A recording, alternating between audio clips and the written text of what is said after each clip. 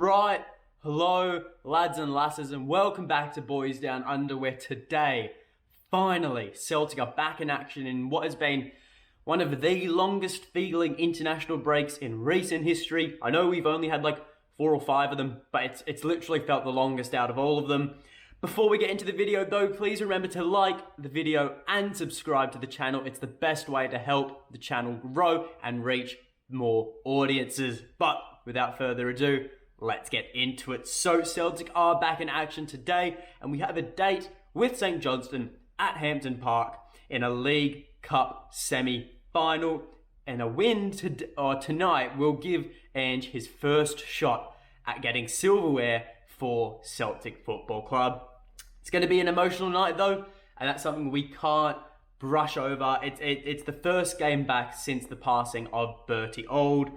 There'll be a number of tributes for him. Firstly, the most notable one is that all the Celtic players will be wearing the number 10 on their shorts in honour of Bertie. Secondly, the Green Brigade have planned 2 different tributes for him during the game. I'm not sure what the first one's going to be. It's probably going to be a tifo or something at the start of the match. But then, of course, there'll be the 67th minute light show, a number which I don't have to explain the significance of it. But hopefully it's it's surely going to be an emotional night at Hampton. But hotfully it's going to be an exciting one as well. Now, running into the match, Celtic are pretty red hot. You can't say much more than that. I was hoping to say we were going to be, win without dropping points for that whole, period between the second last international break and the most recent one. But, Livingston got in the way of that. But I can still say Celtic were undefeated during that time. And it was a great period of form for Celtic. And hopefully it's one that we can, progress and continue into this second half.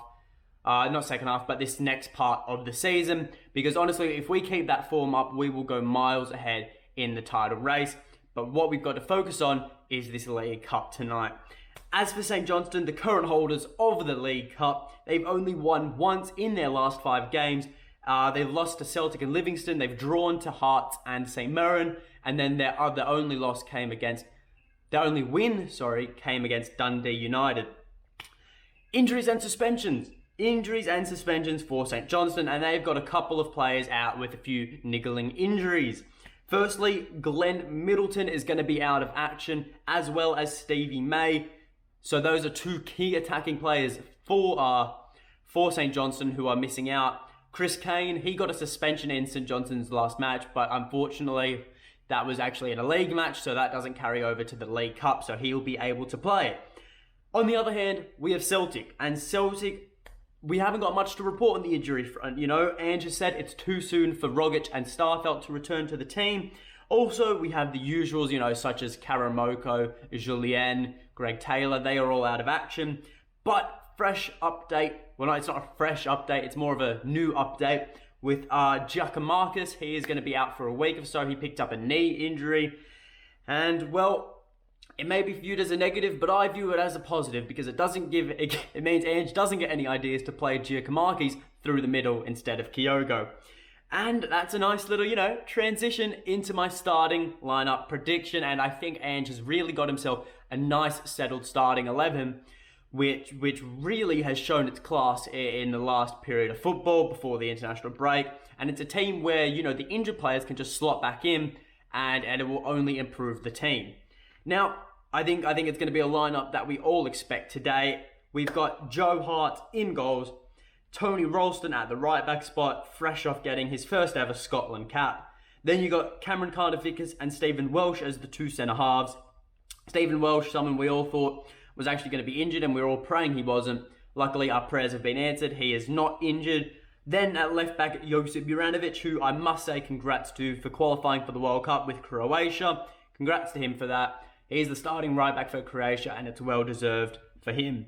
Then into the midfield, we've got Nir Baton at that holding CDM role. And I think Nir Baton and Josip Juranovic have both gone under the radar extremely for Celtic because they've been playing so well in their most recent games for Celtic, and they haven't really got the praise that they deserve. But moving up the field, we've got Callum McGregor playing that box-to-box centre mid role. Then we've got David Turnbull, who, is keeping that cam spot warm for Tommy Rogic while he's battling with his hamstring injury.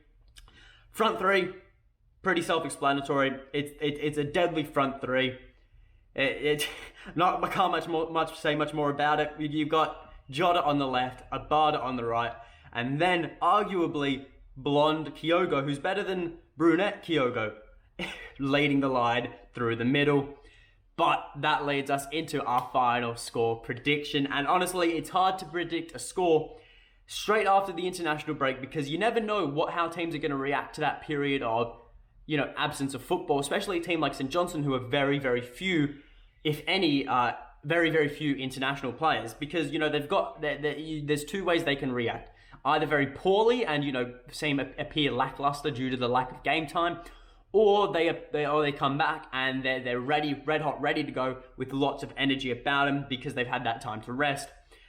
Obviously, the task for St Johnstone is made a lot harder because they are missing Stevie May, who is a weapon of a striker. No, he's not a striker. Who's a weapon of a player. Then you've got Glenn Middleton, who's also out.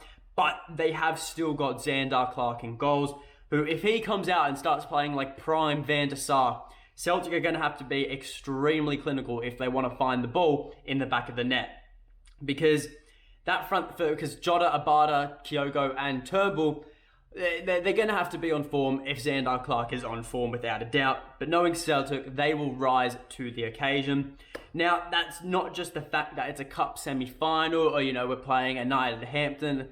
It's for Birdie Old. I have no doubt in my mind that Celtic will rise to the occasion and win tonight for Birdie. Whether that be in normal time, extra time, penalties. Although I would much rather penalties and extra time be avoided at all costs and we just, win the match in normal time, I think a win is a win at the end of the day, and a win will see us progress to the cup final where we'll play either Rangers or Hibernian, but it will not come easy. It will 100% not be an easy task for Celtic. It didn't come easy last time, although we did have Giacomakis up top, who, to be fair to him, did break the deadlock and did, put Celtic ahead. However, with someone like Kyogo, who can create just so many more opportunities at striker, it certainly, hopefully, will open up a host of more opportunities and goal-scoring chances for this Celtic team.